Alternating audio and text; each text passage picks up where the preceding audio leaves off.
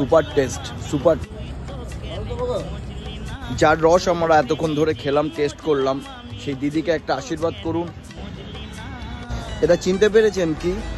আগে ছোটোবেলা মানেই ছিল খেজুর রস, যেটা আমরা ছোটোবেলা বাবা কাকার হাত ধরে কোথাও না কোথাও গিয়ে আমরা এই খেজুর রস খেতাম, বা হয়তো পাড়ার জানলা থেকে দেখতাম কোনো কাকু কাদের মধ্যে কলসি নিয়ে এই খেজুর রস নিয়ে যাচ্ছে, যেটা এখন পুরোপুরিভাবে বিলুপ্ত হয়ে গেছে, খুঁজে পাওয়া যায় না।